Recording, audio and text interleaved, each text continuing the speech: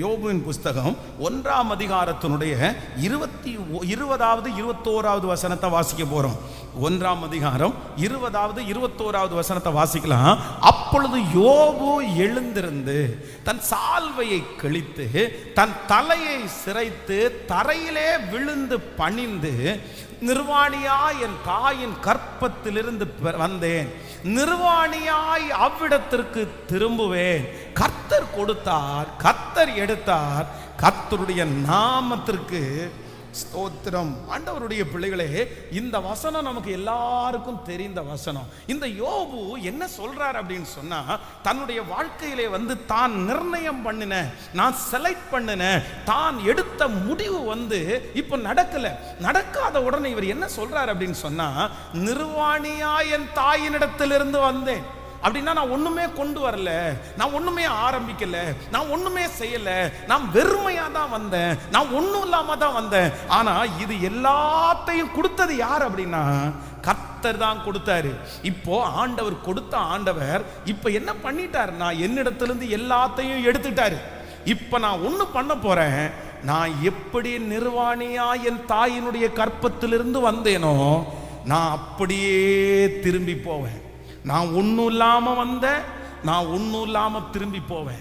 நான் எதுவுமே இல்லாம தான் ஆரம்பிச்சேன், நான் எதையுமே இல்லாம தான் நான் முடிக்க போறேன்.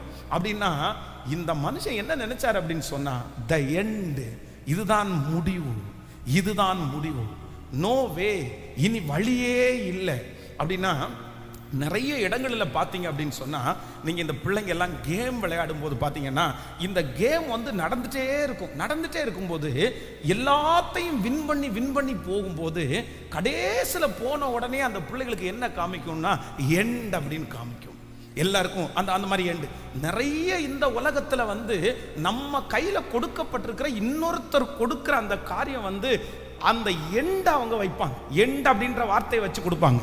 ஆனா ஒன்னே ஒன்று மட்டும் அறிஞ்சுக்குங்க, அந்த கேமை உருவாக்குனாரு பாருங்க ஒருத்தர், அந்த விஷயத்தை கொடுத்தாரு பாருங்க ஒருத்தர், அவருக்கு ஒருத்தருக்கு மட்டும்தான் என்ன இருக்கும் அப்படின்னு சொன்னா, அந்த எண்ட் அப்படின்ற ஒன்றை எடுக்கக்கூடிய சக்தி உருவாக்குன அந்த மனுஷனுக்கு இருக்குது.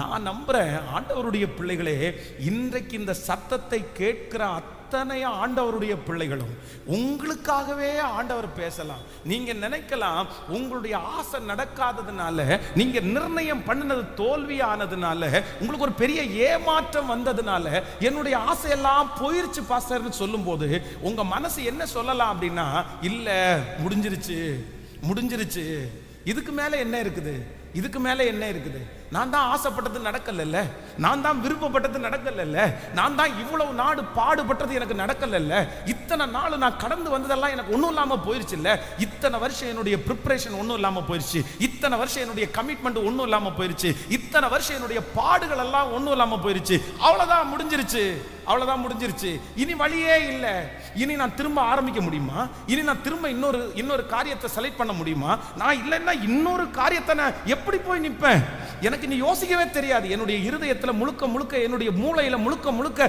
அதுதான் பதிஞ்சிருச்சு. இப்ப அதுவே இல்லைன்னு நினைச்ச உடனே உங்க நிறைய பேருடைய மனசு முடிஞ்சிருச்சு எண்ட் அப்படின்னு நினைக்கலாம். ஆனா ஆண்டவர் மட்டும் இன்றைக்கு உங்களுடைய கரங்களை குறித்து கர்த்தர் வாக்கு கொடுக்கிறார். நீங்க எடுத்த முடிவு, நீங்க நிர்ணயம் பண்ணின அந்த காரியங்கள் ஒருவேளை இன்றைக்கு உங்களுக்கு எதிராய் நின்று, உங்களுடைய ஆசைகள், நீங்கள் செய்த அத்தனை தியாகங்கள் இன்றைக்கு வெறுமையாய் இதுக்கு மேல ஒண்ணுமே இல்லை அப்படின்னு எண்டுல நிற்கும் போது கர்த்தர் வாக்கு கொடுக்கிறார், இல்லை, நான் ஒரு புதிய துவக்கத்தை உனக்கு கட்டளை இடுவேன், ஒரு நியூ வே, புது பாதை. நல்ல கரங்களை தட்டி முழு பலத்தோடு, ஒரு புது பாதை இருக்குது, ஒரு புது பாதையை ஆண்டவர் தருகிறவர். அந்த புது பாதையை கர்த்தர் உங்கள் மேல் வைக்கிறார். ஹல்லேலூயா! எத்தனை பேர் ஆமோதிக்கிறீர்கள்? கைகளை அசைத்து ஒரு ஹல்லேலூயா, ஆமென். ஆண்டவருடைய பிள்ளைகள், ஒரு நாளும் நீங்க என்ன முடிவு எடுத்துடக்கூடாது அப்படின்னு சொன்னா, அந்த இடத்தோட உங்களுடைய வாழ்க்கை முடிச்சிடவே கூடாது. நான் நம்புறேன் சில நேரத்தில் நம்ம அப்படி நினைக்கிறது எல்லாத்துலேயும் ஒரு தடையாய் அத்தனை வருஷம் கடந்து வந்து தடையா இருந்தாலும் நான் நம்புறேன் ஆண்டவர் உங்களுக்காய் ஒரு புதுச இப்போ உங்களுடைய கையில வாய்த்து இருக்கிற அந்த காரியத்தை பிளஸ் பண்றதுக்கு ஆண்டவர் வல்லவரா இருக்கிறார். கைகளை அசைத்து ஒரு ஹல்லேலூயா.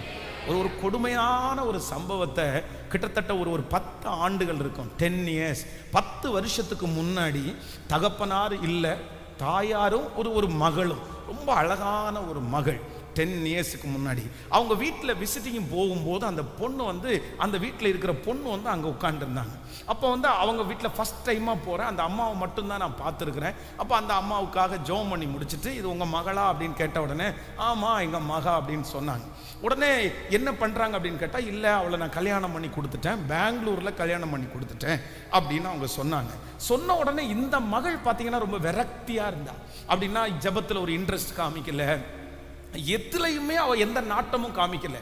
அப்படின்னா என்கிட்ட பேசும்போது கூட நல்லா பேசல, அப்படின்னா வேண்டா வெறுப்பா அவ பேசிட்டு இருக்கு. அப்ப நான் அவங்கள்ட்ட கேட்டேன் என்ன ஆச்சு, ஏதாவது ப்ராப்ளமா, இல்லைன்னா கணவன் இடத்துல சண்டை போட்டு வந்தாங்களா அப்படின்னு சொன்ன உடனே அந்த பிள்ளை வாயை திறந்து பேச ஆரம்பிச்சு. என்ன சொல்ல ஆரம்பிச்சுன்னா, பாஸ்டர் நீங்க வந்து ஒரு ஃபாதர் அப்படின்னு நம்பி நான் பேசுறேன், நான் வந்து காலேஜ் படிக்கும்போது எத்தனையோ பசங்க என்ன அப்ரோச் பண்ணாங்க, என்னை வந்து லவ் பண்ணுறது எத்தனையோ பசங்க வந்தாங்க. ஆனால் நான் வந்து எங்கள் அம்மா அப்பாவுக்கு அப்படிப்பட்ட ஒரு பேரை வாங்கி கொடுக்கக்கூடாது, எங்கள் அம்மா அப்பா விருப்பப்படுற ஒரு பையனை தான் கல்யாணம் பண்ணணும்னு நினச்சி நான் யாருக்குமே இடம் கொடுக்கல, எல்லாரையுமே நான் ரிஜெக்ட் பண்ணிட்டேன்.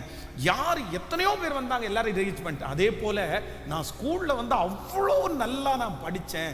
எங்கள் அம்மாட்ட எங்கள் அப்பாட்ட கேளுங்க, என்னை +2 வரைக்கும் படிக்க வச்சாங்க.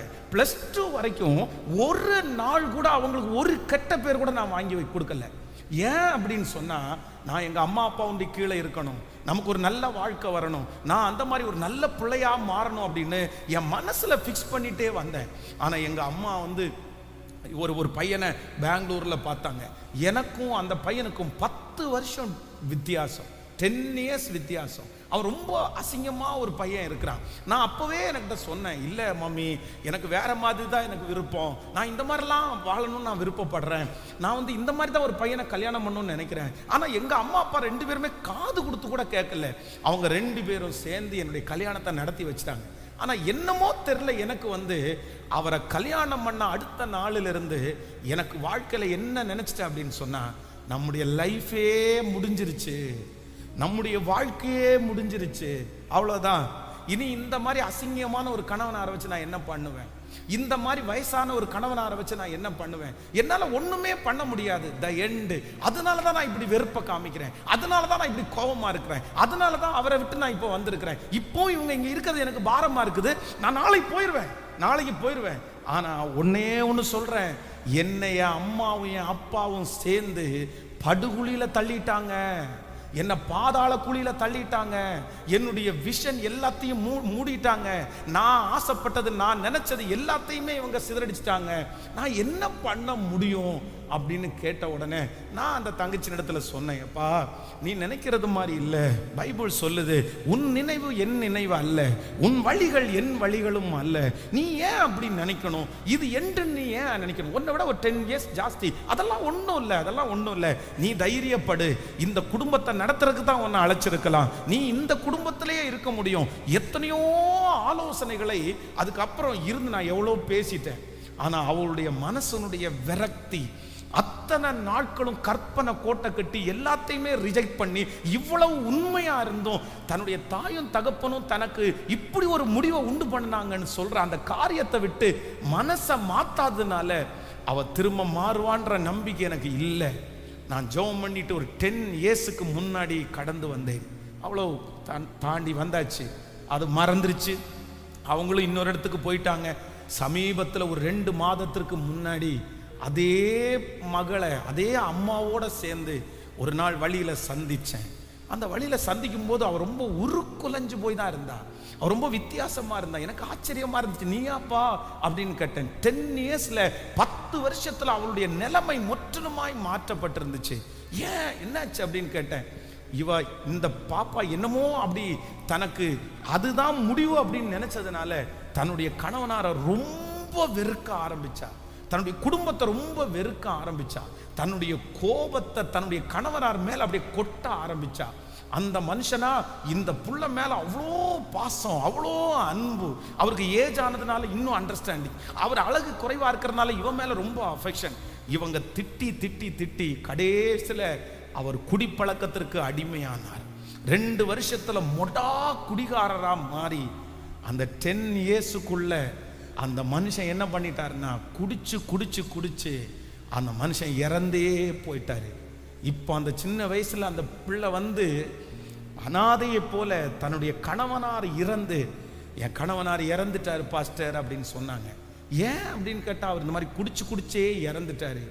2 கையினாலையும் தன்னுடைய தலையில அடிச்சுட்டு என்ன சொன்னா தெரியுமா? நான் தான் காரணம். நீங்க அன்னைக்கு சொன்னீங்க இது நீ முடிவுன்னு நினைக்கிற, இது முடிவில்லை. உன்னுடைய ஆசைகள் எல்லாம் நடக்காததுனால நீ இப்படி நினைக்காத. நீ உன்னுடைய விருப்பம் நடக்காததுனால, நீ முடிவு பண்ணது நடக்காததுனால, நீ தியாகம் பண்ணது நடக்காததுனால இப்படி நீ எவ்வளவு தூரம் எனக்கு சொன்னீங்க. ஆனா நான் வந்து என் வாழ்க்கைய முடிஞ்சிருச்சுன்னு நானே ஒரு பிம்பத்தை உண்டு பண்ணிட்டேன். நானே ஒரு கற்பனையை கட்ட ஆரம்பிச்சேன். நானே என்ன சபிக்க ஆரம்பிச்சேன். என்னுடைய எல்லா கோபத்தையும் அவர் மேல கொட்டி கொட்டி இன்னைக்கு அவ்வளோ நல்ல பாசமுள்ள ஒரு கணவனார நான் இழந்து நடுத்தெருவில் நிற்கிறேன். உண்மையா சொன்னா நான் அன்னைக்கு எண்டில் வரல, ஆனா இன்னைக்கு தான் முடிவுல வந்திருக்கிறேன் அப்படின்னு சொன்னா. இன்றைக்கு இந்த சத்தத்தை கேட்கிற அன்பு ஆண்டவருடைய பிள்ளையே, யாரோ ஒருத்தரோட ஆண்டவர் பேசிட்டே இருக்கிறாரு. நீங்க ஒரு முடிவை நிர்ணயம் பண்ணி, நீங்க ஒரு ஆசையை வளர்த்து, நீங்க ஒரு பிரயாசத்தை பண்ணி, நீங்க இவ்வளோ தூரம் கடந்து வந்து இன்னைக்கு அது நிராசையாக்கப்பட்டு, இன்னைக்கு அது நடக்காம, இன்னைக்கு அதுக்கு எதிர்மறையா நடக்கிறதுனால ஒருவேளை நீங்க யாராவது ஒருத்தர் நீங்க முடிஞ்சிட்டீங்கன்னு நினைச்சு வந்திருக்கலாம். இனி எனக்கு வாழ்க்கை இல்லை. உங்க அம்மாவை திட்டலாம், உங்க அப்பாவை திட்டலாம், கல்யாணம் பண்ணி வச்ச ஒருவேளை பாஸ்டரைய நீங்க திட்டலாம், ஃபாதரை நீங்க திட்டலாம், ஐயரை நீங்க திட்டலாம், எல்லாரையும் நீங்க வெறுக்கலாம். உங்க மனசுக்குள்ள எரிச்சல் அதிகமாகலாம், கோபம் அதிகமாகலாம். என் லைஃபையே முடிச்சிட்டாங்க பாஸ்டர், என் வாழ்க்கையே முடிச்சிட்டாங்க பாஸ்டர், என் வாழ்க்கை முடிஞ்சிருச்சுன்ற ஒரு நிலைமைக்கு ஒருவேளை நீங்கள் கடந்து வந்திருக்கலாம். ஆனா ஆவியானவர் மட்டும் இன்றைக்கு இந்த 3வது நாள் உங்க கரத்தை பிடிச்சு சொல்லுகிறாரு, நோ எண்ட். அவருடைய கரத்துல முடிவு என்கிறது ஒன்றும் இல்லை. உங்க வாழ்க்கையை துவங்கினவர் அவர், உங்க வாழ்க்கையை ஆரம்பிச்சவர் அவர், உங்க வாழ்க்கையை இதுவரையிலும் நடத்தி கொண்டு வந்தவர் அவர். அது ஜஸ்ட் ஒரு அனுபவம் மட்டும்தான், அது ஜஸ்ட் ஒரு தியாகம் மட்டும்தான். நீங்க முடிவு இன்னும் சொல்லுகிற அந்த இடத்திலிருந்து உங்களுக்கு ஒரு துவக்கத்தை ஆரம்பிக்கிறதுக்கு கர்த்தர் வல்லவராயிருக்கிறார். இஸ்ரவேல் ஜனங்கள் செங்கடல் முடிவுன்னு நினைச்சாங்க, செங்கடல் முடிவுன்னு நினைச்சாங்க. ஆனா கர்த்தர் அதற்கு மத்தியிலே ஒரு வாசலை திறந்து இன்னொரு வழியாய் கர்த்தர் செங்கடலின் அடிப்பக்கத்திலே அவர்களை நடத்த முடியுமானால், இந்த சத்தத்தை கேட்கிற ஒவ்வொரு பிள்ளைகளுக்கும் கர்த்தர் வாக்கு கொடுக்கிறார், இல்ல அந்த வாழ்க்கையை உனக்கு சிறப்பிப்பேன், அந்த வாழ்க்கையை நீ எடுத்து நிறுத்த முடியும், அந்த வாழ்க்கையை மறுபடியும் உனக்கு நான் தருவேன். எஸ், ஹalleluya. நீங்க ஆசைப்பட்ட வாழ்க்கை தோல்வியானாலும் அவர் உங்களுக்கு கொடுக்கிற அந்த வாழ்க்கை தோல்வி ஆகவே ஆகாது. நம்புறவங்க கரங்களை மேல தட்டி முழு பலத்தோடு ஆமென்.